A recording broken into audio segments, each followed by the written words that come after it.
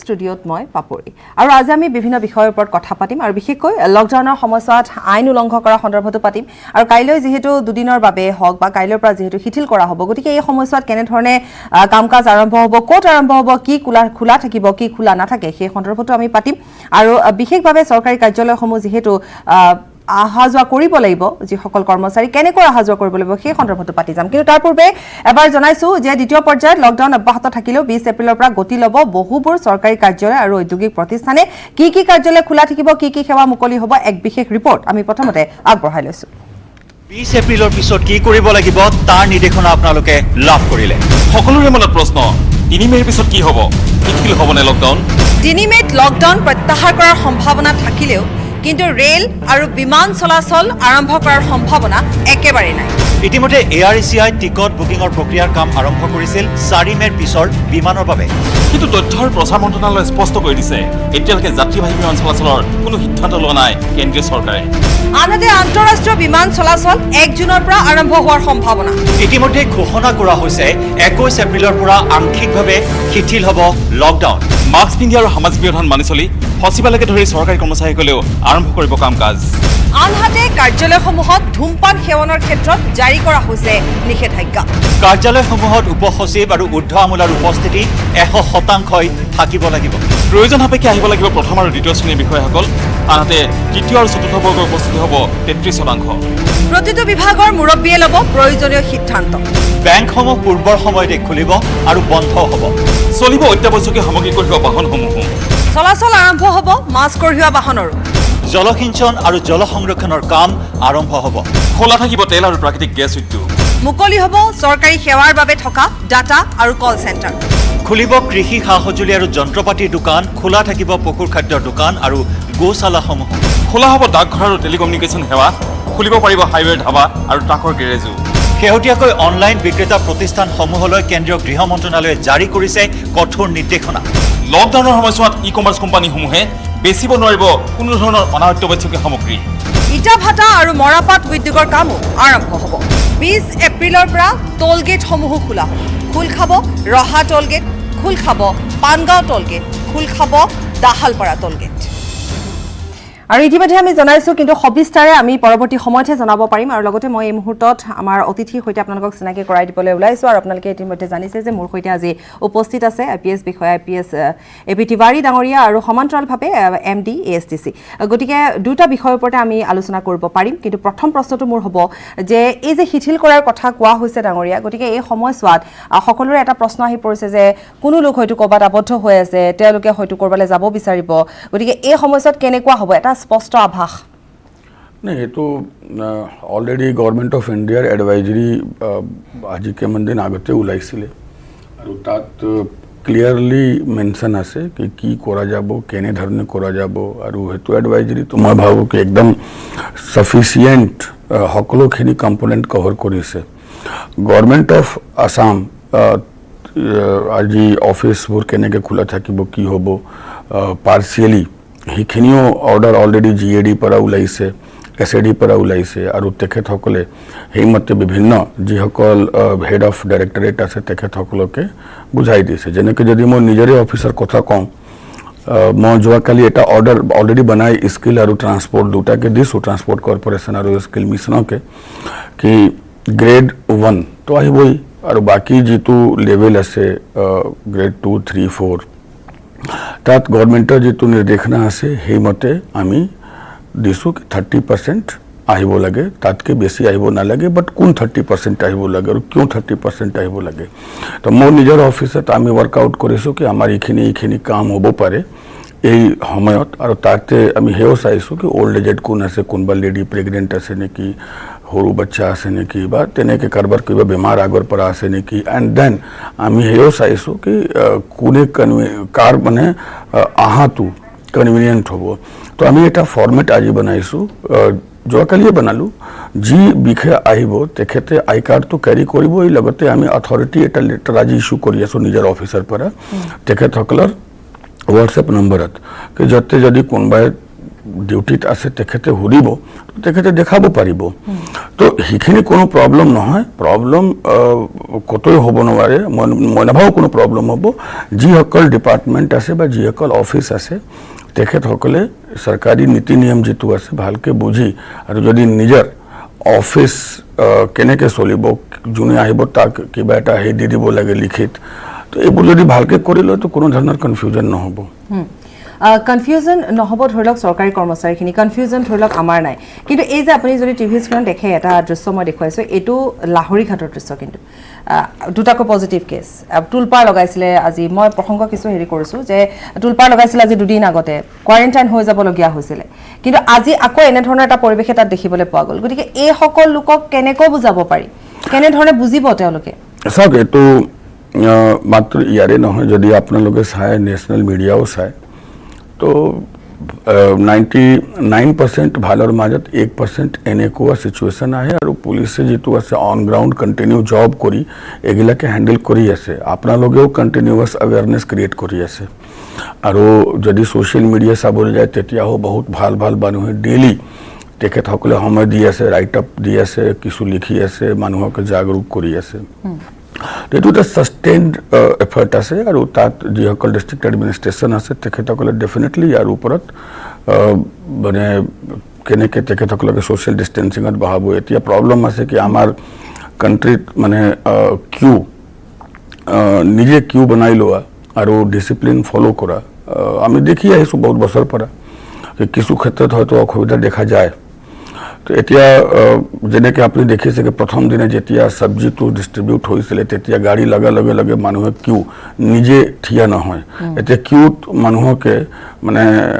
শাৰী পাতিবলৈও পুলিচ লাগে এইবোৰতো প্ৰব্লেম আছে বাট য'তে এনেকৈ প্ৰব্লেম আহি আছে তাত ৰিজল্ভো কৰা হৈ আছে ষ্টিল মানুহখিনিয়ে আচলতে সেই কথাটোৱে কেৱল লাহৰীঘাটৰ বুলিয়েই নহয় আমি এইখিনিতে যদি উল্লেখ কৰিব পাৰোঁ পুৱাৰ ভাগত যিহেতু 9 বজাৰ ভিতৰতো এনেকৈ ঠায়ে ঠায়ে পাচলিৰ কিছু দোকান বহে মাছ বেপাৰীয়ে মাছ লৈ আহে আৰু সেই সময়ছোৱাত যথেষ্ট ভিৰ পৰিলক্ষিত হয় গতিকে ৰাইজক এটাই অনুৰোধ যাতে আপোনালোকে ঘৰত থাকি পেলাই যিহেতু হোম ডেলিভাৰী ব্যৱস্থা কৰা হৈছে বিভিন্ন খাদ্য সামগ্ৰী অত্যাৱশ্যকীয় সামগ্ৰী চাওক হোম ডেলিভাৰী বহুত ঠাইত কৰা হৈছে আৰু মই ৰুৰেল এৰিয়াত যিটো কথা আছে ৰুৰেলো এৰিয়া আছে আমি মাত্ৰ আৰ্বান বুলি আৰু কৈতো লাভ নাই তো বহুত ৰুৰেল এৰিয়া আছে আৰু আমাৰতো বেছিভাগ ৰুৰেল এৰিয়া আছে তো ৰুৰেল এৰিয়াত গাঁৱে ভূঞামে তো হোম ডেলিভাৰী চবত হোৱা নাইতো আৰু হ'বও নোৱাৰে তেওঁলোকে কিন্তু এনেকৈ ধৰি লওক ঠেলা এখন লৈ সোমাই গ'ল মই যদি আমি গুৱাহাটীতে এতিয়া দেখিবলৈ পোৱা যায় যে কিছু কিছু অঞ্চলত ৰাস্তাৰ কাষত যেতিয়া পুৱাৰ ভাগত মাছ বেপাৰীজন বহে তেতিয়াই বহুত ভিৰ হৈ যায় এতিয়া সেইবোৰ পাৰ্মিশ্যনৰ কথা থাকে নে নাথাকে নাই মানে এতিয়া বস্তু সেই আছে কি প্ৰত্যেক ঠাইত যেতিয়া কিবা আৰম্ভ কৰা যায় তাত এটা মানে মানুহে নিজৰ যেটো দায়িত্ব আছে সেইখিনি পালন কৰিবলৈ অলপ টান পোৱা দেখা পায় আৰু এনেকৈ দেখা হৈছে এতিয়া তাত আকৌ পুলিচ পঠাই তাত আকৌ মানে ভলেণ্টিয়াৰ পঠাই তাত যিসকলে বিক্ৰী কৰি আছে তেখেতক সেন্সিটাইজ কৰি আকৌ হাৰি পাতিবলৈ দিয়া যায় বস্তুটো লাগিব বস্তু মানুহক লাগিব কিন্তু যিসকল মানুহে গৈ আছে বজাৰত তেখেতসকলক ক'ব কিয় লাগে কি আপুনি যেটো আছে কোনোবা আহিলেহে লাইনত ভালকৈ থাকিব ডিষ্টেন্স থাকিব তো নিজে হ'ব পাৰে তো যদি আমাৰ সচেতন ৰাইজে নিজে প্ৰতিখন ঠাইত এতিয়া মানুহৰ সামান্য দৈনন্দিন জীৱন চলিবতো লাগিব হয় তো কিছু ৰিলেক্সেশ্যনটো লাগিব আৰু ৰিলেক্সেশ্যন যেতিয়া চৰকাৰে দিয়ে তেতিয়া সেইখিনি ভাবিয়ে দিয়ে কি আমি এজন দায়িত্বশীল নাগৰিক এতিয়া আমাৰ দায়িত্ব বেলেগে যদি আহি কৰাবলগীয়া হয় তো দুখত নহয় জানো আৰু এডমিনিষ্ট্ৰেটিভ ইণ্টাৰভেনশ্যন সকলোতে যদি দিবলগীয়া হয় তেতিয়া মই ভাবোঁ আৰু এইটো বহুত শুভ লক্ষণ নহয় আৰু হয় আপোনালোকে আৰু এটা কথা কৈছিলে যে যিসকল বৃদ্ধ লোক আছে তেওঁলোকৰ বাবে ঔষধ ঘৰে ঘৰে দিয়াৰ এটা ব্যৱস্থা কৰা হ'ব যিসকল ৰোগী আছে মই আমাৰ তিনিগৰাকীকৈ সাংবাদিক আমাৰ সৈতে আছে গতিকে তেওঁলোকেও কিছু কথা সেই সন্দৰ্ভত জনাব কেৱল ঔষধ বুলিয়ে নহয় এটা যি গ্ৰাউণ্ড জিৰ' ৰিপৰ্ট এটা তেওঁলোকে জনাব আপোনাক মই তিনিগৰাকী সাংবাদিক গৌতম আছে মোৰ সৈতে বলেনো আছে মোৰ সৈতে আৰু ধুবুৰীৰ পৰা জ্যোতিময় চক্ৰৱৰ্তী আছে মই প্ৰথমতে গৌতমৰ ওচৰলৈ যাম যোৰহাটলৈ গৌতম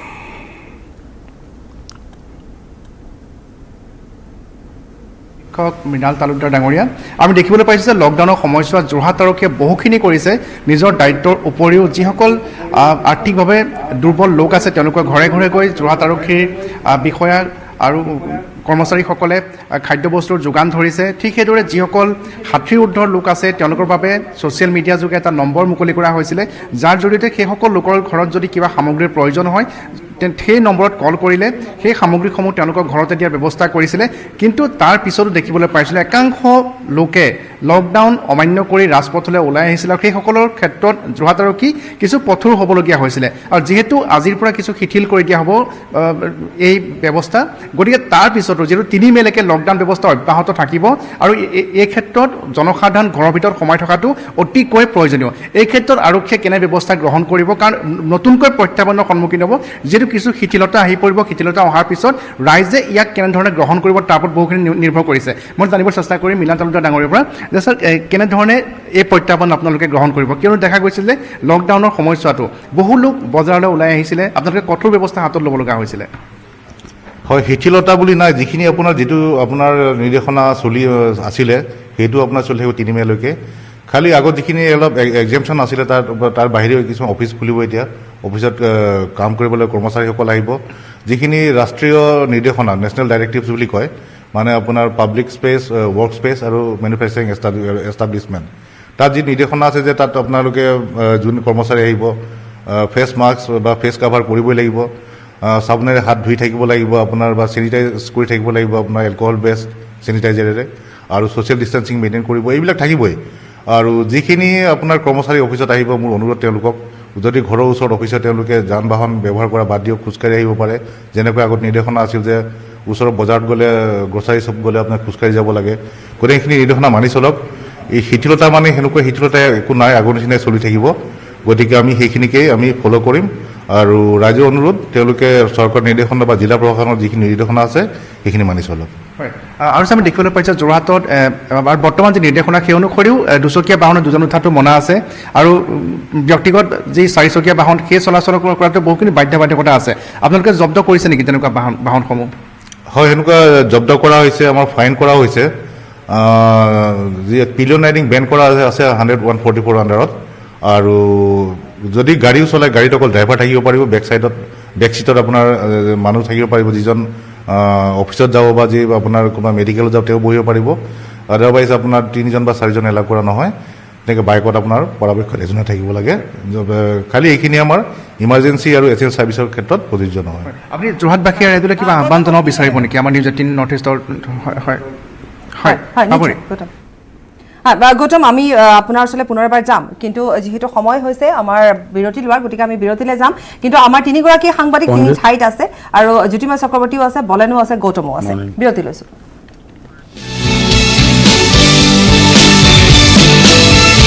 উভতি আহিছো আৰু আমি জনাইছো যে 3গৰাকীকৈ সাংবাদিক আমাৰ সৈতে আছে আৰু আইপিএছ বিষয়া এপি তিৱাৰী ডাঙৰীয়া মোৰ সৈতে আছে ষ্টুডিঅ'ত গতিকে আমি প্ৰথমতে যেহেতু বিৰতিৰ পূৰ্বে আমি গৌতমৰ ওচৰলৈ গৈছিলো মই আকৌ এবাৰ গৌতমৰ ওচৰলৈকে যাম গৌতম আপোনাৰ ওচৰলৈ আকৌ এবাৰ আহিছো হয় পাপৰি মই পোনপটীয়াকৈ আৰক্ষী অধীক্ষক মহোদয়ৰ পৰা জানিব বিচাৰিম যে যোৰহাটবাসী ৰাইজলৈ কিবা আহ্বান জনাব বিচাৰে নেকি যিহেতু 3 মে তাৰিখলৈকে লকডাউন অব্যাহত থাকিব আৰু জনসাধাৰণে এইটো ভাবিব নালাগে যে কিছু শিথিল কৰি দিয়া হৈছে অৰ্থাৎ চৰকাৰী যি নিৰ্দেশনা সেই নিৰ্দেশনা অনুসৰি চৰকাৰী কাৰ্যালয়লৈ কৰ্মচাৰী আহিব পাৰিব কিছু ক্ষেত্ৰত কাৰ্যালয়সমূহ খোলা বা কল কাৰখানাসমূহ খোলা কিছু নিৰ্দেশনা আহিছে ছাৰ কি আহ্বান জনাব বিচাৰে যোৰহাটবাসী ৰাইজৰ প্ৰতি ইমান দিনটো আপোনালোকে ধৰক এতিয়ালৈ 27-28 দিনমান হ'লেই লকডাউন চলি থকা আপোনালোকে সহায় সহযোগ আগবঢ়াইছে ঠিক এনেদৰে আপোনালোকে সহায় সহযোগ কৰক আৰু 3 মেলৈকে যিখিনি নিৰ্দেশনা আছে মানি চলক আৰু আমাৰ যিখিনি হেল্পলাইন আছে আপোনালোকে সেইখিনি ব্যৱহাৰ কৰিব পাৰে কিবা থাকিলে আপোনালোকে বিশেষকৈ বয়োজ্যেষ্ঠ মানুহ বা যদি অকলশৰীয়া কোনোবা আছে কিবা বিপদত পৰিলে আমাক আপোনালোকে কল কৰিব পাৰে আমাৰ গোটেই যিখিনি মোৰ পৰা আৰম্ভ কৰি আমাৰ থানা OCIC সকলো নম্বৰ দিয়া আছে আপোনালোকে আমাক কণ্টেক্ট কৰিব পাৰে আৰু সেইটো অনুৰোধ কৰোঁ যে যিসকলে অফিচত আহিলেও যিখিনি খোজকাঢ়ি আহিলেও চলি যায় কিন্তু গাড়ী ঘোঁৰা যাতে ব্যৱহাৰ নকৰে আৰু এইখিনি সময় আমাক সহযোগ কৰক তাৰে মই আহ্বান জনাম আৰু যদি ভংগ কৰি ব্যৱস্থা ল'ব আপোনালোকে আইনগতভাৱে আইনগত মানে আমি আইনগত ব্যৱস্থা আমি অলৰেডি লৈ আছোঁ আৰু যদি কোনোবাই ভংগ কৰে সেইটো ব্যৱস্থা লোৱা হ'বই তাত সেইটো কোনো কম্প্ৰমাইজ কৰা নহয় আৰু সেইবাবে ৰাইজকো সাৱধান হ'বলৈ আহ্বান জনালোঁ হয় পাপৰি আমাৰ আৰু এটা প্ৰশ্ন আছিলে যিহেতু আনন্দ প্ৰকাশ তিৱাৰী ডাঙৰীয়া আপোনালোকৰ ষ্টুডিঅ'ত আছে আৰু মই এটা কথা জানিব বিচাৰিছোঁ যে মানুহৰ মাজত এটা চৰ্চা হৈ আছে পাপৰি যে শাক পাচলিক লৈ যিহেতু যিসমূহ জিলাত COVID-19 আক্ৰান্ত লোক আছে বা ইতিমধ্যে ধৰা পৰিছে সেই তেনেধৰণৰ ঠাইসমূহৰ পৰা পাচলি অনাটো বন্ধ কৰিব লাগে। যোৰহাটত ইতিমধ্যে জিলা দণ্ডাধীশে কেৱল যোৰহাট জিলাখনৰ বাহিৰৰ পৰা জিলাখনলৈ পাচলি অহাটো বন্ধ কৰি ৰাখিছে, কিন্তু আমি দেখিবলৈ পাইছোঁ যে জিকা, পটল, ভেন্দি ইত্যাদি বৰ্তমান যোৰহাট জিলাখনত উৎপাদন হোৱাই নাই। তেনেস্থলতো কিন্তু বেপাৰীসমূহে সেইসমূহ পাচলি বিক্ৰী কৰি আছে। গতিকে ৰাইজৰ মাজত এনে এটা চৰ্চা হৈ আছে যে এনেধৰণৰ পাচলি খালে কিবা সংক্ৰমণ হ'ব নেকি বা এই ক্ষেত্ৰত কোনো চৰকাৰী নিৰ্দেশনা আছে নেকি। আৰু দেখিবলৈ পাইছোঁ ধেমাজিৰ পৰা যেতিয়া ডিব্ৰুগড়লৈ শাক পাচলি নিছিলে তেতিয়া তাৰ প্ৰশাসনে সেয়া সোমাবলৈ নিদিয়াৰ ফলত বহু খেতিয়কে সেই পাচলিসমূহ ব্ৰহ্মপুত্ৰত উটুৱাই দিব লগা হৈছিল। তাক লৈ ব্যাপক প্ৰতিক্ৰিয়াৰ সৃষ্টি হৈছিলে। এই ক্ষেত্ৰত চৰকাৰৰ তৰফৰ পৰা কেনেধৰণৰ নিৰ্দেশনা আছে জানিব বিচাৰিছিলোঁ। আপোনাৰ প্ৰশ্নটো মই যিহেতু জনাইছোঁৱেই যে এপি তিৱাৰী ডাঙৰীয়া আমাৰ সৈতে আছে, আনন্দ প্ৰকাশ তিৱাৰী ডাঙৰীয়া, তেওঁ আপোনাৰ প্ৰশ্নটো নিশ্চয় শুনিব। মই যাম, কাৰণ এইখিনি মই দৰ্শকসকলক জনাই থওঁ যে যিহেতু যথেষ্ট ব্যস্ত এগৰাকী বিষয়া, IPS বিষয়া, কাৰণ কিহৰ বাবে ব্যস্ত আপোনালোকে নিশ্চয় অনুমান কৰিবই পাৰিছে, কাৰণ পৰিবহণ বিভাগটোৱে হওক বা আৰক্ষী বিভাগটোৱে হওক সকলোবোৰ চাবলগীয়া হৈছে, বহু ফোন আহি আছে। গতিকে আমি তেনেধৰণে কথা পাতি যাম, তেওঁৰ ব্যস্ততাৰ মাজতে আমি আমাৰ প্ৰশ্ন কৰিম। এটা প্ৰশ্ন আহিছিলে যোৰহাটৰ পৰা যে শাক পাচলি বেপাৰীসকল অহা যোৱা কৰাৰ ক্ষেত্ৰত ধৰি লওক কোনোবা এটা জোন আমাৰ ৰেড জোন হিচাপে চিহ্নিত হৈছে, তাৰ পৰা অহাৰ ক্ষেত্ৰত কেনেকুৱা ধৰণৰ বাধা বা অহাটো জৰুৰী নেকি বা তেনেকুৱা ধৰণৰ কিবা প্ৰশ্ন থাকিব পাৰে নেকি? ভালে হৈছে তেখেতে এতিয়া এই ইস্যুটো ৰেজ কৰিছে আৰু ৰেড জোনৰ পৰা বাহিৰত অহা মইতো নাভাবোঁ কি ৰেড জোনৰ পৰা বাহিৰত আহিব পাৰিব,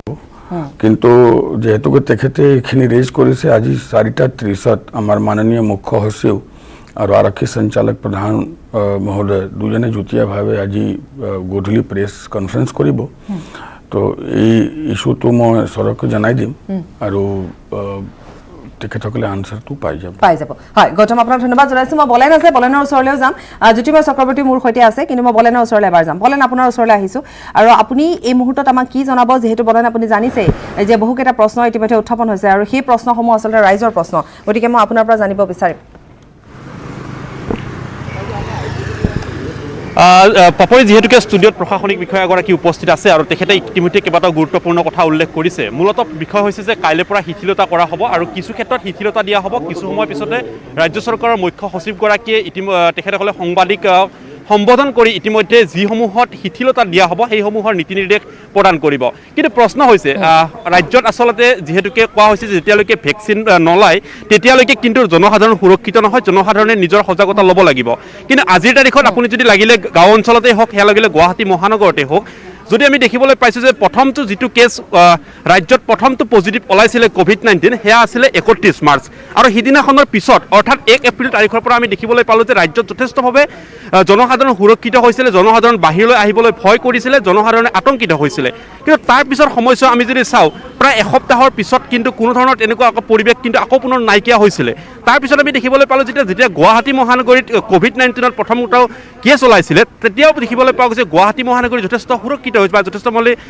দেখিব পোৱা গৈছে তেখেতসকলে আতংকিত হৈছিল বা তেখেতসকলে কোনো ধৰণৰ বাহিৰলৈ আহিবলৈ ভয় কৰিছিলে। তাৰ পিছৰ সময়ছোৱা আজিৰ তাৰিখত যদি আপুনি চায়, যদি মই এই মুহূৰ্তত সচিবালয়ৰ সন্মুখত আছোঁ, যদি বাহিৰভাগৰ দৃশ্যাংশ এই মুহূৰ্তত আপোনাৰ দুটা শ্বট দেখুৱাবলৈ চেষ্টা কৰোঁ, তেতিয়াহ'লে স্পষ্টকৈ অনুমান হ'ব যে আচলতে লকডাউন সম্পূৰ্ণৰূপে আচলতে বলবৎ হৈ আছেনে নে তাৰ বিপৰীতে আচলতে সৰ্বসাধাৰণ লোকো ওলাই আহিছে, তাকেলৈ কিন্তু এক প্ৰশ্ন উত্থাপন হৈছে। আজিৰ তাৰিখত আন এক প্ৰশ্ন হৈছে যে গুৱাহাটীত নিয়োজিত যিসকল আৰক্ষীৰ লোক সেইসকলে কিন্তু গুৱাহাটীৰ প্ৰতিটো প্ৰান্তত তেখেতসকলে এই মুহূৰ্তত তেখেতসকলে জনসাধাৰণক বাহিৰলৈ অহা সময়ত তেখেতসকলে আজিৰ তাৰিখত পৰীক্ষা কৰিব লগা হৈছে, তেখেতসকলে চেকিং কৰি আছে। সেয়া অতিকৈ দুৰ্ভাগ্যজনক, কাৰণ যিহেতুকে কোৱা হৈছে নহয়। বলেন আপুনি সুধিব কি বিচাৰিছে এবাৰ স্পষ্টকৈ সোধকচোন। বলেন আপুনি কি সুধিব বিচাৰিছে, কি জানিব বিচাৰিছে, মানে কোনটো কথা আপুনি নটিচত আনিব বিচাৰিছে? বিষয়টো হৈছে যে জনসাধাৰণৰ যেতিয়ালৈকে সজাগতা নহয়, মানসিকভাৱে যেতিয়ালৈকে সজাগ নহয় তেতিয়ালৈকে এইসকল প্ৰশাসনিক বিষয়া দিন ৰাতি যি ধৰণৰ কষ্ট, মন্ত্ৰী বিধায়কৰ যি কষ্ট, যিসকল অসম আৰক্ষীত নিয়োজিত এইসকল লোকৰ কাম, সেই কামে কিন্তু কোনো কাৰণতে সুফল নহ'ব। তাৰ পৰিৱৰ্তে এই মুহূৰ্তত আচলতে এনেকুৱা ধৰণৰ মৰেলিটি যিসমূহে আচলতে জনসাধাৰণলৈ বাৰ্তা আচলতে দিব পাৰে, প্ৰত্যক্ষভাৱে তেখেতসকলে পোনপটীয়াভাৱে সেইসকল জনসাধাৰণক দিব পাৰে আৰু যিসমূহ ক্ষেত্ৰত এই মুহূৰ্তলৈকে জনসাধাৰণে সকাহ লাভ কৰা নাই কিছু ক্ষেত্ৰত, সেইসমূহত যদি আচলতে ব্যৱস্থা গ্ৰহণ কৰে তেতিয়াহ'লে নিশ্চিতভাৱে জনসাধাৰণে এই স্থানৰ পৰা তেখেতসকলে বাহিৰত থাকিব পাৰিব। সকাহ মানে অত্যাৱশ্যকীয় সামগ্ৰীৰ ব্যৱস্থা ইতিমধ্যে কৰা হৈছে, ঠায়ে ঠায়ে দিয়াৰ ব্যৱস্থা কৰা হৈছে। আৰু বলেন আপুনি থাকক লাইনত, টিভি স্ক্ৰীণত আমি কেইটামান নম্বৰ দেখুৱাইছোঁ আৰু এই নম্বৰ কেইটা হৈছে যিসকল ছিনিয়ৰ চিটিজেনছ আছে, যিসকলক আৰক্ষীয়ে সহায় কৰিব। আপোনালোকে এনেকুৱা ধৰণৰ বহু বাতৰি আমালৈ আহি থাকে যে কোনো কোনো ঠাইত বিপদত পৰিছে, গতিকে তেনে ক্ষেত্ৰত আৰক্ষীয়ে সহায় কৰিব। মই সেই প্ৰশ্নটো আপোনাৰ পৰা জানিব বিচাৰিম। মই আপোনাকে জনাব খুজিছোঁ আমাৰ হেল্পলাইন নম্বৰবিলাকে আছে আৰু হেল্পলাইন নম্বৰত আমি কণ্টিনিউ যিটো আছে যিসকলে মানুহে আমাৰ লগত এপ্ৰ'চ কৰিছে আমি হেল্প কৰিছোঁ আৰু আমি হেল্প কৰিছোঁ উইথ পেশ্যন, জিল আৰু হিউমেনিটেৰিয়ান এপ্ৰ'চ। আমি মানে সেৱা ভাৱ এটা লৈছোঁ। এতিয়া বেলেগ বেলেগ হেল্পলাইন নম্বৰ আছে, এইটো আমাৰ মানে ৰাইজে অলপ বুজিব লাগিব। সেইকাৰণে মই ৰিপিটেডলি আমাৰ ৰাইজক জনাব খুজিছোঁ কি আপোনালোকে নিউজ চেনেলৰ যেতিয়া বাৰে বাৰে পাব্লিছ কৰা হৈছে নম্বৰবোৰ সেইটো চাওক। অসম আৰক্ষীৰ ফেচবুক আছে, টুইটাৰ আছে, তাতো গৈ চাব পাৰে আৰু বহুত মানুহে শ্বেয়াৰ কৰিছে। ওচৰ চুবুৰীয়া কাৰোবাক সুধিলে গম পাব। এটা উইদিন দ্য আছাম অসমৰ ভিতৰৰ কাৰণে নম্বৰ আছে, এটা বয়সীয়াল মানুহৰ জ্যেষ্ঠ ব্যক্তিৰ কাৰণে বেলেগ নম্বৰ আছে, অসমৰ পৰা বাহিৰত যিসকল আছে তেখেতৰ অসুবিধাৰ কাৰণে বেলেগ নম্বৰ আছে। তো মানুহে যেতিয়া আমাক ফোন কৰে আমি লগে লগে ৰিয়েক্ট কৰোঁ। ইভেন আপোনাৰ শ্ব'ত বহি আছোঁ কিন্তু কাৰো ৰিকুৱেষ্টটো হোল্ড কৰা নাই, হেল্ড আপ কৰা নাই, লগে লগে আমি হেণ্ডেল কৰি আছোঁ। এতিয়া এজন মানুহৰ মা ঢুকাইছে, এতিয়া কলকাতাত হস্পিটেলত আছে, তেখেতকে পঠাব লাগে, আমি এতিয়া এৰেঞ্জ কৰি আছোঁ। যোৱাকালি এটা গৰীব মানে সাধাৰণ পৰিয়ালৰ ল'ৰা তিনিচুকীয়াৰ, তেওঁ দেহৰাদুনত আছিলে, তেওঁৰ দেউতা ঢুকাইছিলে, বেচাৰৰ পইচাও নাছিলে। আমি মানে ভাল মানুহো আছে সমাজখনত, চবকে একেলগে কানেক্ট কৰি আমি ব্যৱস্থা কৰি উত্তৰাঞ্চল পুলিচৰ পৰা গাড়ী কৰাই তাক বাই ৰোড গুৱাহাটী আনি বাই ৰোড তিনিচুকীয়া পঠাই দিলোঁ। এতিয়া তেওঁ পাইছে। তেনেকৈ এজন আমাৰে মানুহ ঢুকাইছিলে কলকাতাত, তাক আমি লৈ আহিলোঁ। এতিয়া বহুত এনে কেছ আছে, এইটো কৈ থাকি লাভ নাই। তো ফুড পৰা লৈ মেডিচিন পৰা লৈ বয়সীয়াল মানুহৰ মেডিচিন পঠোৱা, বয়সীয়াল মানুহকে কিমো কাৰণে পঠোৱা, বয়সীয়াল মানুহকে হস্পিটেল পঠোৱা, সাধাৰণ মানুহকে যিটো আছে খোৱা লোৱা বস্তু বা দৰকাৰী বস্তু, বাহিৰত থকা যিসকল মানুহ আছে তাৰ সমস্যা, চাইকলজিকেল কাউন্সেলিং, দেৰ R N number of things যিটো অসম আৰক্ষীয়ে কৰি আছে। মাত্ৰ এটাই মই ৰিকুৱেষ্ট কৰিম চবকে কি যি নম্বৰ যিহৰ বাবে দিয়া হৈছে তাক ভালকে চাই ভালকে ব্যৱহাৰ যদি চবে কৰে তো সেৱাটো আগবাঢ়ি থাকিব আৰু সেৱা ভাৱ লৈহে অসম আৰক্ষী অসম চৰকাৰ কাম কৰি আছে। আৰু এনেকুৱাওতো কৰিব পাৰি যে যিখিনি নাম্বাৰ এতিয়া দি থোৱা আছে হেল্পলাইন নম্বৰ, বিশেষকৈ যিসকল ৰোগীয়া বৃদ্ধ লোক ঘৰত আছে, গতিকে বাহিৰলৈ যিসকল মানুহ ওলাব পাৰে এছেঞ্চিয়েল ছাৰ্ভিচৰ বাবে, ইমাৰ্জেঞ্চি ছাৰ্ভিচৰ বাবে, তেওঁলোকেও যদি অকণমান সহায় কৰি দিয়ে, যেনে আমাৰ সাংবাদিকসকলেও পাৰিব, কোনো বৃদ্ধ লোকক তেওঁলোকে যদি সেই ফোন নম্বৰটো তেওঁলোকৰ ফোনত ছেভ কৰি দিয়ে বা কাগজ এখনত লিখি দিয়ে, তেতিয়াহ'লে নিশ্চয় তেওঁলোকে সেই সহায় লাভ কৰিব পাৰিব। এতিয়া সময় হৈ চবে চবৰ সহায় কৰিব লাগে আৰু কৰিছে। মই আপোনাক কওঁ, আপোনালোকে যেনেধৰণে এটা কেম্পেইন চলাইছে তাৰ বহুত ভাল মানে এটা সুপৰিণাম দেখিবলৈ পোৱা হৈছে আৰু তেনেকৈ কৰি আছে। জানা মানুহে বেলেগকে হেল্প কৰি আছে, তেওঁৰ নম্বৰ দি আছে, তেওঁ কণ্টেক্ট কৰাই দি আছে আৰু এনেকৈ আমাৰ বহুত সাংবাদিক বন্ধুসকলে আমাৰ লগত কণ্টেক্ট কৰাই দিছে, চবে কৰাইছে। ওচৰ চুবুৰীয়া পঢ়া লিখা ল'ৰা আছে, তেওঁ কৰাই আছে। মানে আমাৰ প্ৰধানমন্ত্ৰী মহোদয়েও কৈছিলে কি এতিয়া এটা গাঁও আছে, এটা গাঁৱত 5জন ভাল ল'ৰা আছে, তেখেতসকলৰ দায়িত্ব আছে কি যিসকলে নাজানে তেখেতৰ লগত ইনফৰমেশ্যন পঠাই দিয়া। তো চবে নিজৰ ওচৰে পাজৰে যদি এইখিনি কৰি থাকে চিষ্টেমটো ইজিলি ৱৰ্ক কৰি থাকিব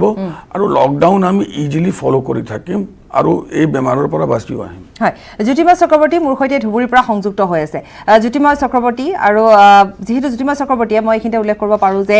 প্ৰথম লকডাউনৰ সময়ছোৱাতে বহু লোক যেতিয়া বাহিৰলৈ ওলাই আহিছিল, তেওঁলোকে বুজা নাছিল, তেতিয়া জ্যোতিময় চক্ৰৱৰ্তীয়ে নিজাববীয়া প্ৰচেষ্টাৰে তেওঁলোকক বুজাবলৈ চেষ্টা কৰিছিল। গতিকে জ্যোতিময় চক্ৰৱৰ্তী, আপুনি মোৰ সৈতে আছে, সংযুক্ত হয়, মই আপোনাৰ ওচৰলৈ যাম এবাৰ। আৰু জ্যোতিময় চক্ৰৱৰ্তী, আপোনাৰ কিবা সুধিবলগীয়া প্ৰশ্ন আছে? কাৰণ আপুনি বহুখিনি তেনেকুৱা পৰিৱেশ দেখুৱাইছে। আপুনি নিশ্চয় আপুনি এটা ফোন ল'ব পাৰে ডাঙৰীয়া, মই জ্যোতিময়ৰ ওচৰত যাম। জ্যোতিময়, প্ৰথমতে তেওঁ বৰ্ণনা কৰিব সেই পৰিৱেশটো।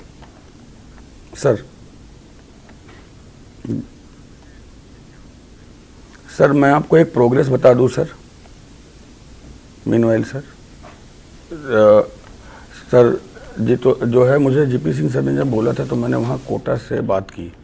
एसपी से। জ্যোতিময় চক্ৰৱৰ্তী, মই আপোনাক শুনা নাই, আপুনি অকণমান পাছত মই আপোনাৰ সৈতে সংযুক্ত হ'ম কিন্তু যেহেতু গৌতম আছে গৌতমৰ ওচৰলৈ মই এবাৰ যাম জ্যোতিমা চক্ৰৱৰ্তী অকণমান আপোনাৰ সৈতে মই সংযোগ বিচ্ছিন্ন হৈছে আৰু লগতে মই জনাই দিছোঁ কেইটামান হেল্পলাইন নাম্বাৰ মই পুনৰ এবাৰ আমাৰ দৰ্শকৰ সুবিধাৰ বাবে সেই হেল্পলাইন নাম্বাৰকেইটা মই কৈ দিছোঁ আৰু দেখুৱাই দিছোঁ টিভি স্ক্ৰীণত আপোনালোকে সেই হেল্পলাইন নাম্বাৰকেইটা নোট কৰিব পাৰে আৰু যিহেতু এনেকুৱা ধৰণৰ ঘটনা এটা সংঘটিত হৈছে যোৰহাটৰ পৰা শিৱসাগৰলৈকে এগৰাকী বৃদ্ধা ৰোগী তেওঁ বাহিৰত আহি যথেষ্ট সমস্যাৰ সৃষ্টি হৈছিল গতিকে এই নাম্বাৰসমূহে সহায় কৰিব মই এবাৰ গৌতমৰ ওচৰলৈ যাম গৌতম আপুনি আছে মোৰ সৈতে পোনপটীয়াকৈ হয় পাপৰি মই ইয়াৰ পূৰ্বেও উল্লেখ কৰিছোঁ যে বৰ্তমান আমি যোৰহাটত যে দেখিবলৈ পাইছিলোঁ যে যোৰহাটত লকডাউন সুচাৰুৰূপে চলি আছে 80-90% লোকে ইয়াক মানিছে কিন্তু একাংশ লোক যিসকল লোকে আমি দেখিবলৈ পাইছোঁ যে বজাৰ কৰা অজুহাতত বা বিভিন্ন অজুহাতত আৰু আমি শুনিবলৈ বেয়া লাগিলেও আমি দেখিবলৈ পাইছিলোঁ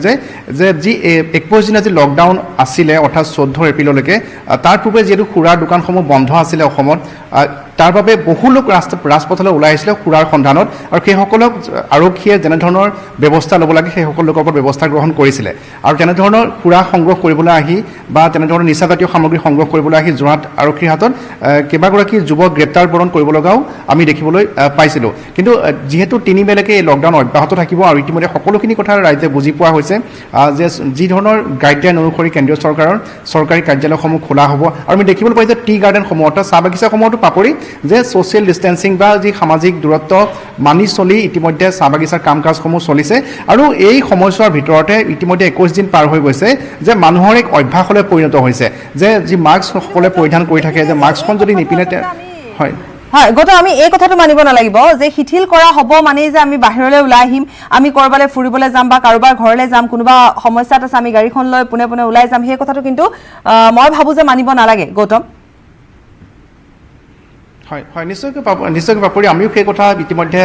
প্ৰকাশ কৰি আহিছোঁ নিউজ চেনেলৰ জৰিয়তে বা বিভিন্ন যিসমূহ ছ'চিয়েল মিডিয়া যিখিনি হেণ্ডেল আছে তাৰ জৰিয়তে আমি সেইসমূহ কথা ৰাইজক অৱগত কৰি আহিছোঁ যে ঘৰতে থাকিব লাগে বা শিথিলতা নহয় যে কিছু ক্ষেত্ৰত চৰকাৰে নিৰ্দিষ্ট নিয়ম অনুসৰি যেনেকৈ চৰকাৰী কাৰ্যালয়সমূহ খোলাৰ ব্যৱস্থা কৰিছে বা কল কাৰখানা খোলাৰ ব্যৱস্থা কৰিছে নিত্য ব্যৱহাৰ্য সামগ্ৰী পৰিবহণ কৰা গাড়ীসমূহ চলিবলৈ দিছে বা যদিহে কোনো চিকিৎসালয়লৈ যোৱা ৰোগী কেনেধৰণে লৈ যাব পাৰি তাৰ ব্যৱস্থা কৰিছে তেনেধৰণৰ ব্যৱস্থাবিলাকে আমি দেখিবলৈ পাইছোঁ আৰু যিহেতু 3 মেলৈকে অব্যাহত থাকিব আৰু যি ভাৰতত আমি শেহতীয়াকৈ যি দেখিবলৈ পোৱা গৈছে যে COVID-19ৰ যি সংখ্যা প্ৰতিদিনে ৰোগী আক্ৰান্ত বাঢ়ি গৈ আছে গৌতম যাম আমি আপোনাৰ ওচৰলৈ পুনৰ এবাৰ অকণমান সময় আপুনি আমাৰ সৈতে থাকিব মই এবাৰ ধুবুৰীলৈ যাম জ্যোতিমা চক্ৰৱৰ্তী আপোনাৰ ওচৰলৈ আহিছোঁ জ্যোতিময় হয় হয় পাপৰি মোৰ পোনে পোনে দুটা প্ৰশ্ন গৌতম যেনেকৈ এটা কথা কৈছে যে ৰেড জোনৰ পৰা চব্জি পাচলিৰ গাড়ী গ্ৰীণ জোন বা ব্লু জোনলৈ যাব পাৰিব নে নাই এতিয়া প্ৰশ্নটো এইটো হ'ল ধুবুৰী বা গোৱালপাৰা আৰু নলবাৰী তিনিখন ৰেড জোনৰ জিলা এতিয়া পশ্চিমবংগৰ পৰা বিহাৰৰ পৰা যিখিনি পাচলি বা আন বস্তু আহিব ধুবুৰী বা নলবাৰী আৰু গোৱালপাৰা হৈ গুৱাহাটীলৈ যাব লাগিব বা তাত যি চাহিদা আছে পূৰণ কৰিব লাগিব সেয়ালৈ নিশ্চিত চৰকাৰে কিবা এটা ঘোষণা কৰিব আৰু এটা প্ৰশ্ন মোৰ ছাৰলৈ পোনপটীয়াকৈ প্ৰশ্ন এটা আছে মোলৈ এজনী শিক্ষয়িত্ৰী ফোন কৰিছে তেওঁ ধেমাজিত ঘৰ তেওঁ ধুবুৰী গাঁও এখনত চাকৰি কৰে বিগত এই লকডাউনৰ সময়ছোৱাত সৰু সৰু ল'ৰা ছোৱালী দুজনক লৈ তেওঁ আবদ্ধ হৈ পৰিছে গাঁও এখনৰ ভিতৰত তেওঁৰ পৰিয়ালৰ আন লোক তেওঁৰ স্বামী ধেমাজিত থাকে এতিয়া ধেমাজিৰ পৰা তেতিয়া তেওঁ আহিব বিচাৰিছে কিন্তু যিহেতু ধুবুৰী ৰেড জোন হৈ আছে তেওঁ পাৰ্মিশ্যন পোৱা নাই গাড়ী আহিবৰ কাৰণে পৰিয়ালক লৈ যাবৰ কাৰণে এতিয়া সেই মানুহবোৰৰ কাৰণে কি ব্যৱস্থা লোৱা হ'ব সেয়া কিন্তু ডাঙৰ কথা কাৰণ মানুহবোৰ আবদ্ধ হৈ আছে আজি দীৰ্ঘদিনৰ পৰা ল'ৰা ছোৱালী লৈ গাঁৱৰ ভিতৰত ক'ৰবাত আবদ্ধ হৈ আছে সেই শিক্ষয়িত্ৰীগৰাকী জ্যোতিময় হয় দুটা প্ৰশ্ন যিহেতু আছে মই দি দিছোঁ দুইটা প্ৰশ্নৰ উত্তৰ তেওঁ দিব প্ৰথম প্ৰশ্নটো হৈছে পাচলি আকৌ পাচলি হয় মই শুনিছোঁ এতিয়া তেখেতে কৈছে কি নলবাৰী ৰেড জোন হৈছে তো তলৰ পৰা মানে বাহিৰৰ পৰা অহা গাড়ী কেনেকৈ পাৰ কৰিব মই এটা বস্তু ক্লিয়াৰ কৰি দিওঁ ইয়াত কি যিটো ৰেড জোন বা যিকোনো জোন বনোৱা হৈছে সেইটো হৈছে কি ডিষ্ট্ৰিক্টৰ পৰা বাহিৰত নাযাব বাহিৰৰ পৰা ডিষ্ট্ৰিক্টত নাহিব কিন্তু যিটো ৰোড ক্ৰছ কৰি আছে ডিষ্ট্ৰিক্টৰ পৰা সেইখিনি যদি ডাইৰেক্ট বাহিৰৰ পৰা আহি আছে আৰু ক্ৰছ কৰি আছে অন ৰোড এইখিনি যিটো আছে স্প্ৰিট ভিতৰত নপৰে এইটো বেলেগ এই বস্তুটো আমি বুজিব লাগিব আৰু এসেঞ্চিয়েল কমোডিটিজ যেতিয়া গোটেই ভাৰতবৰ্ষত লকডাউন আছিলে তেতিয়াও আলু পিঁয়াজ আৰু খোৱা বস্তু আৰু এসেঞ্চিয়েল কমোডিটিজ ট্ৰান্সপৰ্টেশ্যন হৈ আছিলে তো আমাৰ তেনেধৰণৰ সমস্যা হ'ব বুলি আমি নাভাবোঁ আৰু আজি গধূলি প্ৰেছ ব্ৰিফিং আছে এই প্ৰেছ ব্ৰিফিঙত সকলোখিনি বস্তুটো অলৰেডি ক্লিয়াৰ হৈ যাব তেনেকৈ যিজনে ক'ৰবাত আছে তেওঁ চাকৰি কৰে ক'ৰবাত বেলেগত এইটো কেছ টু কেছ তেওঁৰ ডিপাৰ্টমেণ্ট যিটো তেওঁৰ হেড অফ দ্য অফিচ আছে এই ব্যক্তিয়ে কেছ টু কেছ চাব কি তেওঁ কেনেকৈ প্লেনিং কৰিব লাগে 30% এমপ্লয়ী লৈ তেওঁ অফিচ চলাব লাগে তো তেখেতৰ এমপ্লয়ী ক'ত আছে কি পৰিস্থিতিত আছে আৰু মই ভাবোঁ কি এমপ্লয়ীও এই কথাটো বুজিব লাগিব কি তেখেতসকলে নিজৰ অফিচ লগত কোঅপাৰেট কৰি আৰু যিটো একচুৱেল পিকচাৰ আছে সেইটো এমপ্লয়ীয়ে দিব হেড অফ দ্য অফিচকে আৰু হেড অফ দ্য অফিচ বুজিব कि आमार एम्प्लॉई अमुकत आसे 30% मैं लै आसो तो रूट प्लानिंग की हम ट्रांसपोर्ट प्लानिंग की हम ये विभिन्न बस्तु आसे हेड ऑफ द ऑफिस करिब ये प्लानिंग तो आमी एकेबारे चिंतित हब नालागे और let head of the office should plan let everything should come out और जिको व्यवस्था आहिले तात करबात न करबात किबा न किबा एटा মানে সমস্যা থাকিব ফুল প্ৰুফ কেতিয়াও নহ'ব তো তাৰ বাবে আমাৰ যিসকল ফ্ৰেণ্ডছ আছে সাংবাদিক বন্ধু আছে তেখেতসকলে আমাক মিৰৰ দেখাব কি এইটো ইয়াত এটা পইণ্ট আছে এইটো কাৰেক্ট কৰিব লাগে and will keep doing that গতিকে ইমান চিন্তা কৰিবলৈ কোনো কাৰণ নাই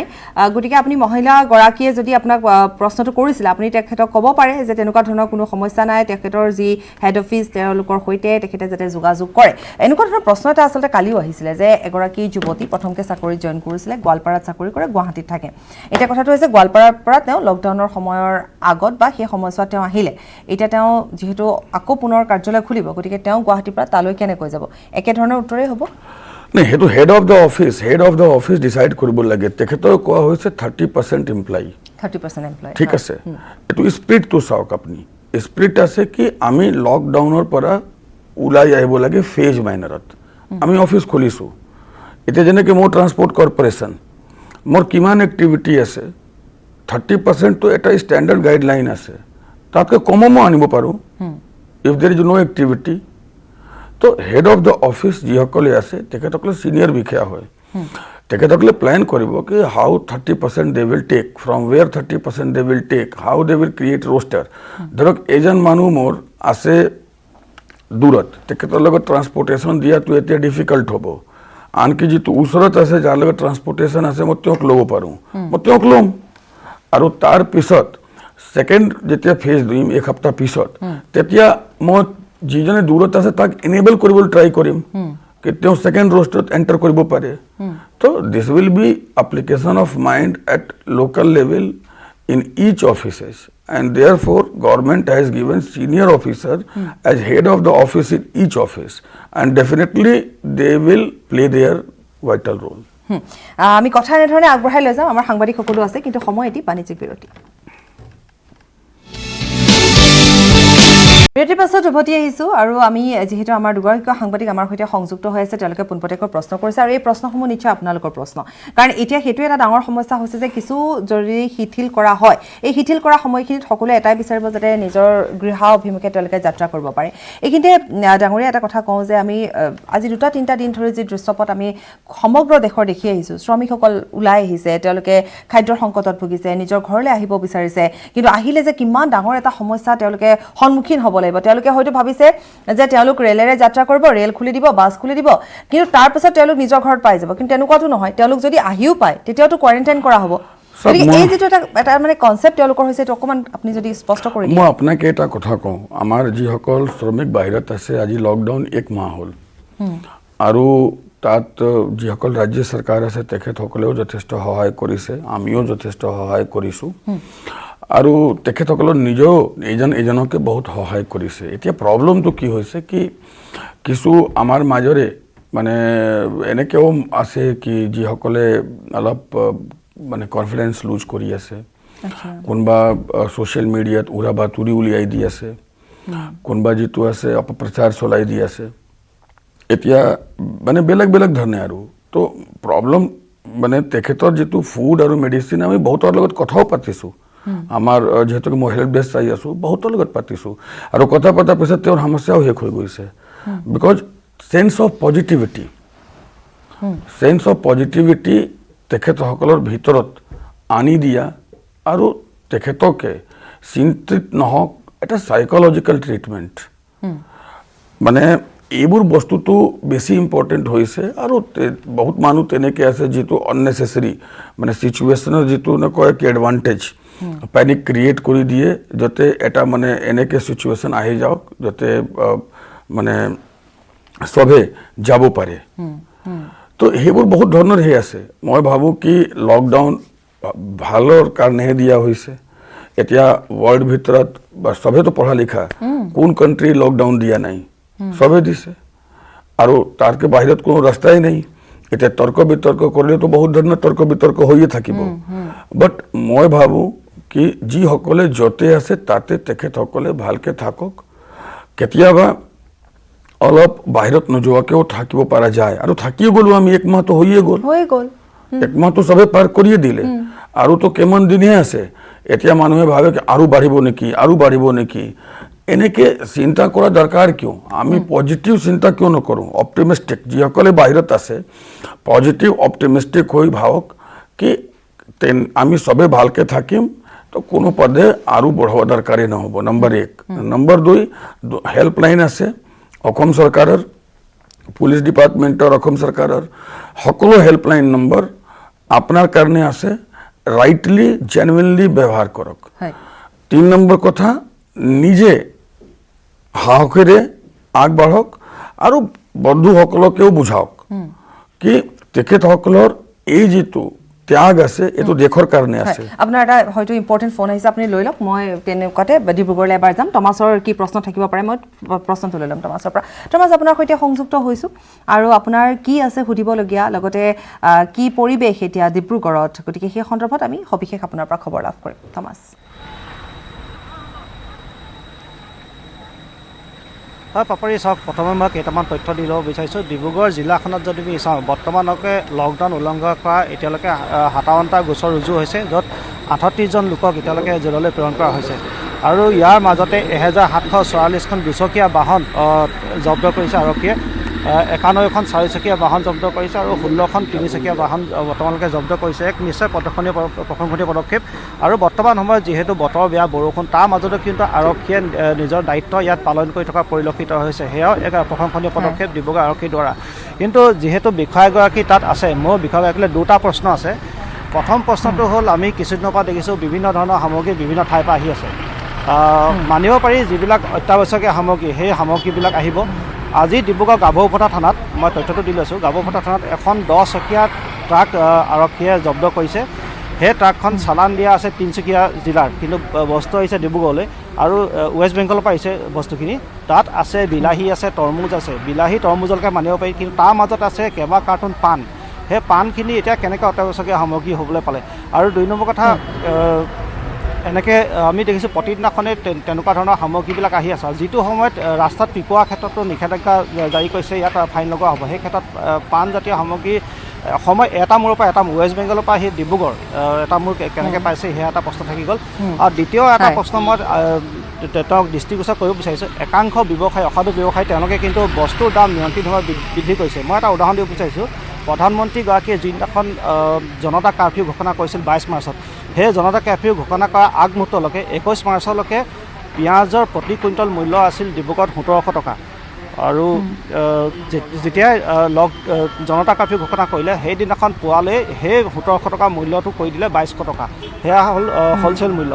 বৃদ্ধি পাইছে হয় মই আপোনাৰ দুইটা প্ৰশ্ন ইতিমধ্যে তেখেতে শুনিছে নিশ্চয় শুনিছে কিন্তু মই এটা পৰিৱেশ আচলতে দেখিছোঁ আপোনাৰ পিছফালে আৰু সেয়া হৈছে যে আৰক্ষীয়ে বৰষুণৰ বতৰত কিমান সুন্দৰভাৱে তেওঁলোকে কাম কৰি আছে আৰু লগতে যিহেতু আনন্দ প্ৰকাশ তিৱাৰী আপুনিও আমাৰ সৈতে আছে দিনে নিশাই এতিয়াও মই মোৰ চকুৰ আগত আপোনাক দেখি আছোঁ যে নিজৰ বাবে আপোনালোকৰ সময় একেবাৰে নাইকিয়া হৈ গৈছে আপুনি ব্যস্ত হৈ আছে কাৰণ ইটোৰ পাছত সিটো কৈ আপুনি বিভিন্ন কাম কৰি থাকিবলগীয়া হৈছে আৰু এতিয়াও ডিব্ৰুগড়ত যিটো পৰিৱেশ আমাক টমাছে দেখুৱালে আৰক্ষীৰ লোক আপুনি চাওক বৰষুণত তিতি কাম কৰি আছে তেওঁলোকে গতিকে এই ক্ষেত্ৰত ৰাইজলৈ এটাই অনুৰোধ যে আপোনালোকে মাথো বুজি পাওক যে এই সময়ছোৱাত আমি কিয় ঘৰত থাকিব লাগে আৰু থাকিল দুটা প্ৰশ্ন মই পুনৰ আপোনালৈ এৰি দিছোঁ नहीं ये तो गुड्स ওপৰত বস্তুৰ ট্ৰান্সপৰ্টেশ্যন ওপৰত তো কোনো ইস্যুৱে নহয় আৰু মই যেটো মানে চাওক গুডছটো কমোডিটিজ এটা ঠাইৰ পৰা এটা ঠাইত যাব তাত এক্স কমোডিটিজ কিয় গৈছে ৱাই কমোডিটিজ কিয় গৈছে এইবোৰ কোনো কোৱেশ্চন মই নাভাবো কি বিচাৰ বিষয় হয় ভাইৰাছ ইস্যু আছে আৰু ভাইৰাছ মানুহৰ পৰা মানুহৰ লগত যাব গুডছ কমোডিটি ডে 1 পৰা ওপেন কৰা হৈছে আৰু যিয়ে গুডছ নহওক যেতিয়া বৰ্ডাৰত আহিব ড্ৰাইভাৰ কণ্ডাক্টৰ ড্ৰাইভাৰ হেণ্ডিমেন যি আছে তাৰ মেডিকেল টেষ্ট হ'ব লাগে হৈ আছে আৰু তাৰ পিছত যি ঠাইত যাব সেই ঠাইতো আৰু ট্ৰান্সপৰ্টাৰসকলেও এইটোৰ ওপৰত চকু ৰাখিব লাগে কি তেখেতসকলে গোটেই চিমটমটো জানি থাকক যদি ক'ৰবাত কিবা দেখা পায় আমাক জনাই থাকক আৰু সেইখিনিয়ে বুজোৱা হৈ আছে বাৰে বাৰে পৰিবহণ বিভাগৰ ফালে পৰা আৰু সেইখিনিয়ে স্বাস্থ্য বিভাগ আৰু অন্যান্য যিসকল আৰক্ষী আছে চবেও কৰি আছে তো সেইটোতো মই নাভাবোঁ কি মানে ঠিক আছে এতিয়া যেটো আছে বেগনা আহিছে বিলাহী আহিছে খোৱা বস্তু আহিছে পান আহিছে যি আহিছে ইটছ অল কমোডিটিজ এসেন্সিয়েল কমোডিটিজ আমি বাৰে বাৰে যেটো শব্দ ব্যৱহাৰ কৰোঁ এতিয়া বহুত এনেকে বস্তু আছে যেটো ট্ৰান্সপৰ্টেশন অন দ্য ৱে যেতিয়া লকডাউন বন্ধ হৈছিল তেতিয়া অন দ্য ৱে আছিল হেতু আহি পাইছে আজি যদি প্ৰডাকশন হলে হতেন তো অন্য বস্তু আহিলে হতেন কিন্তু যেহেতু কি প্ৰডাকশন হোৱা নাই দোকানো অন্য বস্তুৰ বন্ধ কৰা হৈছিল লকডাউনত তেতিয়া অন্য বস্তুৰ দৰকাৰ নাই কি অন্য বস্তুটো বিক্ৰীও হ'ব নোৱাৰে আজি ডেটত গ্ৰোসাৰী শপতে বিক্ৰী হ'ব ফল সবজি দোকানত বিক্ৰী হ'ব তো যেটো ফল সবজি দোকান গ্ৰোসাৰী শপত বিক্ৰী হ'ব পাৰে এই বস্তু আহিছে হয় আমি ধুবুৰীলৈ এবাৰ যাম ধুবুৰী জ্যোতিৰ্ময় চক্ৰৱৰ্তী আপুনি আমাৰ সৈতে গতিকে আপোনাৰ যথেষ্ট সময় আমি লৈছোঁ জ্যোতিৰ্ময় চক্ৰৱৰ্তী আপুনি বিগত কেইবাটাও দিনত আপুনি কেইবাটাও প্ৰশ্ন উত্থাপন কৰিছিলে তাৰ ভিতৰত আছিলে যে ভিতৰুৱা কিছু অঞ্চলত আৰক্ষীৰ কথা কোনেও শুনা নাছিলে আৰু তেওঁলোকে ওলাই আহে আকৌ সোমাই যায় তেনেকুৱা ধৰণৰ এটা খেল ধেমালি তেওঁলোকে কৰিছিলে দ্বিতীয়তে যদি আপোনাৰ আন কিবা আৰু সুধিবলগীয়া প্ৰশ্ন আছে তেতিয়াহ'লে আপুনি সুধিব পাৰে বিশেষভাৱে যিহেতু ঘৰে ঘৰে যি দৰৱ পাতি বা 104ৰ যি ব্যৱস্থা সেই সন্দৰ্ভতো আপুনি সুধিব পাৰে নিশ্চয়কৈ পাপৰি দুটা কথা ইয়াত উল্লেখ কৰিব লাগিব ধুবুৰী জিলাত আৰক্ষী কিন্তু যথেষ্ট কষ্ট কৰিছে যথেষ্ট কঠোৰভাৱে দমন কৰিবলৈ সক্ষম হৈছে আমি কেইদিনমান পূৰ্বে কৈছিলোঁ চৰাঞ্চলত মানুহ কথা নুশুনা নাছিল তেওঁলোকে ওলাই আহি আছিল কিন্তু আৰক্ষী কঠোৰ হোৱাৰ পিছত তেওঁলোকে বৰ্তমান ঘৰমুৱা হৈছে ছাৰে যেনেকৈ কৈছে 99% লোক কথা শুনিছে 1% শুনা নাই হয়তো তেনেকুৱা নহয় ইয়াত সংখ্যাটো হয়তো 90% শুনিছে 10% এতিয়াও কিন্তু তেওঁলোকে বস্তুটোক আচলতে ইমান গুৰুত্ব সহকাৰে লোৱা নাই বা ইয়াৰ গুৰুত্ব এতিয়াও বুজি পোৱা নাই তাৰ কাৰণেই কিন্তু তেওঁলোকে বেমেজালি সৃষ্টি কৰি আছে ছাৰে আৰু এটা কথা কৈছে যেটো কৈছে এসেন্সিয়েল কমোডিটি সেটো ডে 1ৰ পৰা হয় ছাৰে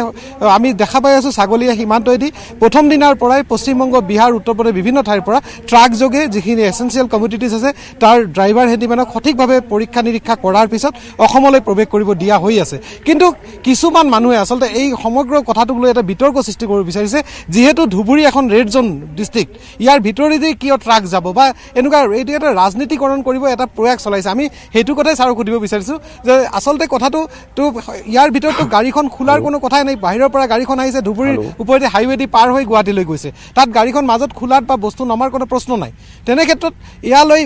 অন্ধতা ৰাজনীতি কৰি পেলাই এই সমগ্ৰ মানুহে যোনে গুৱাহাটীত বস্তুটো কিনি খাইছে তেওঁলোকৰ মনত এটা সন্দেহ উপজাই দিয়া হৈছে সেই বস্তুটো আচলতে দূৰ কৰিব লাগে এই মুহূৰ্তত দূৰ কৰিব লাগে জ্যোতিৰ্ময় চক্ৰৱৰ্তী আপোনাক ধন্যবাদ জনাইছোঁ আৰু আপুনি যিহেতু ব্যস্ত গতিকে মই আপোনাক এই মুহূৰ্তত আপোনাৰ প্ৰশ্নটো ঠেলি দি আপোনাক মই বিদায় দিছোঁ কিন্তু আমি এই প্ৰশ্নটোৰে পুনৰ এবাৰ আৰম্ভ কৰিম সময় এটি বিৰতি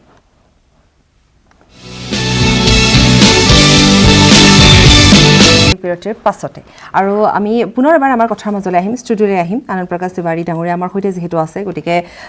কেইবাটাও কথা এতিয়া আহি পৰিছে বিশেষকৈ এই কথাটো আমাৰ ধুবুৰী সংবাদদাতাই ক'লে যে ধুবুৰী হৈ আহিব বাহনখন তাতো মানুহে এতিয়া মানে এনেকুৱা ধৰণৰ প্ৰশ্ন উত্থাপন কৰিছে যে ৰেড জোন হৈ আহিছে সেই চব্জি বা সেই শাক পাচলি খাব নালাগে বেমাৰ হ'ব গতিকে এনেকুৱা ধৰণৰ আতংক এটা অনাগত দিনত কিন্তু সৃষ্টি হোৱাৰ সম্ভাৱনা আছে মই ভাবোঁ কি চবেই যিটো আছে যেটো চৰকাৰী নীতি নিয়ম আছে তাক ভালকে জানিলে বস্তুটো বুজি পাব ৰেড জোন কৰা হৈছে মানে তাত এতিয়া সংখ্যা আছে সংক্ৰমণৰ আশংকা আছে এইকাৰণে ৰেড জোন কৰা হৈছে এতিয়া যদি আমি চাওঁ স্বাস্থ্য মন্ত্ৰী আমাৰ মহোদয় গৈছিলে গোলাঘাট যিসকলে অলৰেডি যেটো আছে ইনফেক্টেড আছিলে তেখেতসকলে ভাল হৈ ঘৰতো গ'ল সেয়াও আছিলে তো সেইখিনিও বস্তুটো দেখিব লাগে আৰু যেতিয়া আমি কথা বিজ্ঞানৰ কৈ আছোঁ তো বিজ্ঞান সন্মতহে চাব লাগে বিজ্ঞানৰ বিপৰীতেতো চাব নালাগে তো ৰেড জোন হৈছে তাক লৈ আতংকিত হোৱা বস্তুটো নহয় এতিয়া যদি মই কওঁ যেতিয়া লকডাউন হৈছিলে প্ৰথম দিনা তেতিয়াতো গোটেই দেশখনে এটাই জোন আছিল এতিয়া আমি পাৰ্চিয়েলি যেটো আছে শিথিল কৰাৰ কাৰণে লাইফটো ইজি কৰাৰ কাৰণে আমি এৰিয়া ৱাইজ কেটেগৰাইজ কৰিছোঁ কি সেইখিনি এৰিয়াটো এতিয়াও যেটো আছে ক্লোজ কৰি ৰাখক আৰু বাকী এৰিয়াটো লাহে লাহে এৰি দিয়ক কালি সেইখিনি এৰিয়াও ভাল হৈ যাব তো আই ডোন্ট থিংক কি আমি অযথা যেটো আছে আতংকিত হওয়া দরকার আছে we have to look everything in a right perspective আৰু আমি যদি চাওঁ যেটো সংখ্যা বৃদ্ধিৰ কথা আমাৰ ইয়াত কিন্তু আসলতে ক'ব লাগিব যে সৌভাগ্যই আমাৰ আমি কিছু পৰিমাণে যেন ৰখাব পাৰিছো গোটেই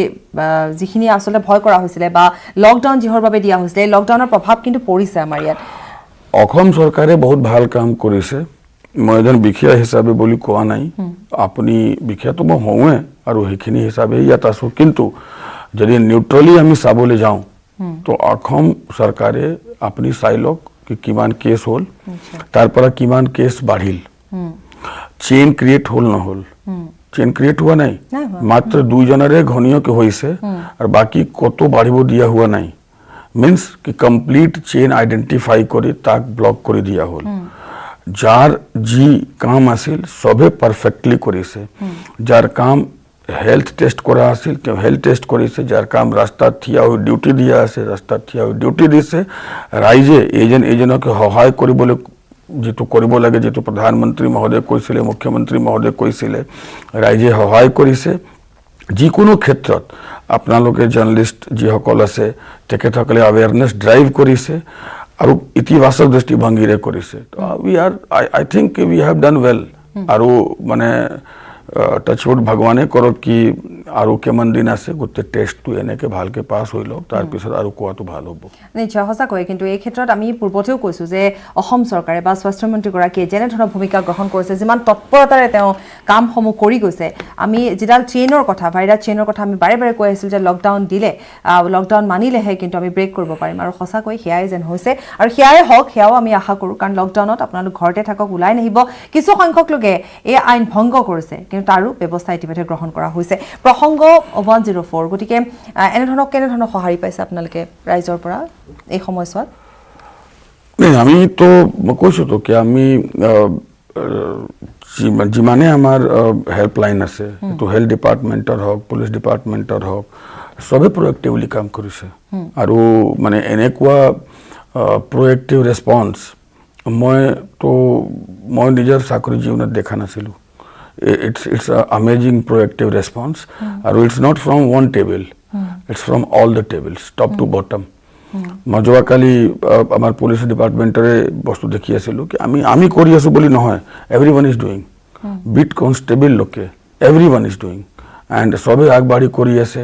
সবে যোৱা কালি আপুনি দেখিলে অংগৰাগ ছেত্ৰী বুলি এজন আমাৰ সব ইন্সপেক্টৰ ভিডিঅ'টো মই দেখি আছিলো এজন বুঢ়ীকে গৈ তেওঁ ভাত চাত খাবলৈ দি আছিলে মানে খোৱা বস্তু দি আছিলে আৰু তেওঁক চকী দিলে বহিবলৈ তাৰ পিছত বহিবলৈ তলত বহিল তেখেতে মাটো বুঢ়া মা 108 বছৰীয়া কি কৰিলে সেইটো ইছ্যু নহয় the way he was doing আৰু কোনোবাই ভিডিঅ' বনাইছিলে এইটো এনেকুৱা অংগৰাগ ছেত্ৰী এতিয়া প্ৰতিখন ডিপাৰ্টমেণ্টত আমি দেখিছোঁ আৰু আমি আশা কৰোঁ কি কোভিড এই সিচুৱেশ্যনৰ পিছতো এই স্পিৰিটটো যাতে সবৰ থাকি যাওক যাতে আমি ইম্প্ৰুভড আৰু মাছ ইম্প্ৰুভড আমি এটা চিনাৰিও দেখিব আচলতে মানৱীয়তা বুলি যেটো কথা কোৱা হয় সেই বস্তুটো যাতে সদায় জীয়াই থাকক আপুনি এই প্ৰসংগটো উল্লেখ কৰোঁতে মই আৰু এটা কথা কওঁ আমাৰ এই শ্ব'টোতে এটা ফোন আহিছিলে আৰু সেই ফোনটো আহিছিল খানাপাৰাৰ পৰা আৰু সেই সময়ছোৱাত আচলতে অলপ অকমান আবেগিক হৈ পৰিছিলোঁ আৰু ওলাই গৈ যেতিয়া চিপি মুনা প্ৰসাদ গুপ্তাক মেছেজ এটা দিছিলোঁ কিন্তু অতিশয় ভাল লগা কথা যে তৎক্ষণাত সেই মেছেজটো ৰিপ্লাই মই পাইছিলোঁ আৰু খুব কম সময়ৰ ভিতৰতে সেই পৰিয়ালটোৰ ওচৰলৈ আৰক্ষীৰ লোক গৈছিল বশিষ্ঠ আৰক্ষীৰ লোক গৈ পাইছিল আৰু সামগ্ৰীসমূহো দিছিল লগতে নগদ টকাও দিছিল গতিকে এনেধৰণে ইমানখিনি কৰি থকা হৈছে আৰু এই যি মানৱীয়তা ইয়া সদায় এনেধৰণে থাকক কোভিড-19 কিন্তু পজিটিভ দিশ এটা হৈছে ন পজিটিভ মানে বহুত পজিটিভ বুলি ক'ব পাৰোঁ বহুত মানুহ প্ৰত্যেকজন ব্যক্তিৰ যেটো আছে একবাৰ মানে এটা বেলেগ ধৰণে সন্মুখত আহিছে মানে এটা বেলেগ স্পিৰিট আমি দেখিছোঁ সমাজখনত আৰু এইটো ডিপাৰ্টমেণ্ট যিয়ে ডিপাৰ্টমেণ্ট নহওক অল ডিপাৰ্টমেণ্ট যোনে য'তে আছে তেখেতসকলে সবে কণ্ট্ৰিবিউট কৰিছে আৰু সবে পাৰফৰ্ম কৰিছে প্ৰত্যেক মানুহে পাৰফৰ্ম কৰিছে আৰু এই সময়ছোৱাত আচলতে এই মহামাৰীৰ সময়ছোৱাত এইটো এটা দিশ উন্মোচিত হৈছে যে আমাৰ মাজত সেই মানৱীয়তা জীয়াই আছে আমি সকলোৱে একেলগ হৈ এনেধৰণে কাম কৰিব পাৰিছোঁ আৰু প্ৰত্যেকৰ বাবে চিন্তা কৰিব পাৰিছোঁ কিন্তু দায়িত্ব কেৱল সাংবাদিকৰ বা দায়িত্ব কেৱল আৰক্ষীৰ বা দায়িত্ব কেৱল চিকিৎসকসকলৰে নাই দায়িত্ব আপোনাৰো আছে সাধাৰণ জনতাই যদি এই দায়িত্বখিনি খুব সুচাৰুৰূপে পালন কৰে তেতিয়াহ'লে কিন্তু আমি সঁচাকৈয়ে জয়ী হ'ব পাৰিম পাপৰি মই এটা কথা কওঁ আমি গোটেই অসমত ভুল বা কৰবাত মানে ৰাইজেও আমাৰ যিটো নাজানাকে থিয়া হৈছে বা কিবা কৰিছে দু চাৰিটা ঠাইতে দেখিছোঁ ইট মিনছ কি বাকীবিলাকে ঠাইত চবে বস্তু মানিছে and it's our great victory because ইমান মানে 3.5 কোটি মানুহ আছে আৰু দুনিয়াৰ বজাৰ আছে দুনিয়াৰ চক আছে আৰু সকলোতে বিশৃংখলতা হোৱা নাই নিশ্চয় হয় আদাৰ সাইডটো আমি চাব লাগে তো বাকি সকলেও যেটো আছে আপোনাৰ আজিৰ শো পিছত কিছুজন আৰু বুঝি যাব হয় তো it's sustained effort people are doing we are doing everyone is doing and সবতকে ভাল যেটো হৈছে এটো হৈছে কি collective approach is very very positive symptom যেটো আমি দেখিবলৈ পাইছো আৰু বাকি আমি কিছুমান ঠাই যিসমূহ ঠাই ইতিমধ্যে আমি দেখুৱাইছোঁ বা আমাৰ সংবাদ মাধ্যম সেই ঠাইত উপস্থিত হৈছেও য'ত তেওঁলোকে আইন উলংঘা কৰিছে তাত কিন্তু তাৎক্ষণিকভাৱে ব্যৱস্থাও গ্ৰহণ কৰা হৈছে কিন্তু এইখিনিতে আমি দৰ্শকসকলক জনাই থওঁ যে অত্যাৱশ্যকীয় সামগ্ৰীৰ ক্ষেত্ৰতে হওক বা আপোনালোকে মাছ মাংসৰ ক্ষেত্ৰতে হওক বা অন্যান্য ঔষধৰ ক্ষেত্ৰতে হওক প্ৰথম অৱস্থাত লকডাউনৰ প্ৰথম পৰ্যায়ত যিখিনি অসুবিধাৰ সন্মুখীন হৈছিল কেইটামান দিনৰ বাবে এতিয়া নিশ্চয় সেয়া নাইকিয়া হৈ পৰিছে আৰু পুনৰ এবাৰ আমি কওঁ কাৰণ আমাৰ এই শ্ব'টোতে বহুকেইটা ফোন আহিছিল সেই ফোনসমূহত আছিল যে কোনোবা হয়তো ৰোগী কোনোবা হয়তো কেন্সাৰ ৰোগী তেওঁলোকে ঔষধ ইয়াৰ পৰা ক্ৰয় কৰিব পৰা নাই ইয়াৰ পৰা এমএমচি তেওঁলোকে দেখুৱাইছে ইয়াৰ পৰা যাব পৰা নাই গতিকে তেওঁলোকৰ বাবে এটা হেল্পলাইন নম্বৰ এখিনিত আছে গতিকে সেই হেল্পলাইন নম্বৰে সহায় কৰিবনে তেওঁলোকক জ্যেষ্ঠ ব্যক্তিসকল সেইটো নম্বৰটো মানে বয়সস্থ সকলৰ হয় এইটো আমাৰ ভাস্কৰ মহন্ত ছাৰে ডিজিপি ছাৰৰ বৰ মানে এটা হে আছিলে কি যিসকল বয়সীয়াল মানুহ আছে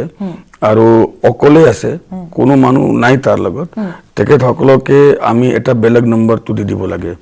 এই 4টা নম্বৰ 60 বছৰ ওপৰৰ বয়সীয়াল মানুহৰ হয় আৰু আপুনি যেটো এই ব্ৰ্যান্ডিং আছে যেটো আপুনি দেখিয়ে বুজি যাব বয়সীয়াল মানুহৰ হয় যোৱা পৰহি এটা ফোন পাইছিলো তাত হুইল চেয়াৰ পঠাবলগীয়া আছিল তো হুইল চেয়াৰ দিয়াৰ পিছত মোক এনে ফোন কৰিছে স্যাৰ বৰ ভাল লাগিছে কিয় কৈছে স্যাৰ মানে ইমান আশীৰ্বাদ দিছে আইতাগৰাকীয়ে মানে it's a different kind of you know I can't express this is a different kind of মানে আইতাগৰাকীয়ে দিছে যোৱাকালি যেটো ক'লো 108 বছৰীয়া আইতাগৰাকী তো এইটো আমাৰ ভাস্কৰ মহন্ত ছাৰৰ এটো এই 4টা নম্বৰ এটা বেলেগকে উলিয়াব লাগে বলি সৰে এটা ভাল মানে আমাক দিখ দিলে আৰু হয় হয় আপোনাক বহুত বহুত ধন্যবাদ অতি ব্যস্ত আপুনি তাৰ মাজত এখিনি সময় আপুনি আমাক দিলে আৰু ইয়াৰে হৈতে আমি আমাৰ অনুষ্ঠানৰ পৰা বিদায় লৈছো আৰু আপোনালোকক কওঁ যে ঘৰতে থাকক সুৰক্ষিত অৱস্থাত থাকক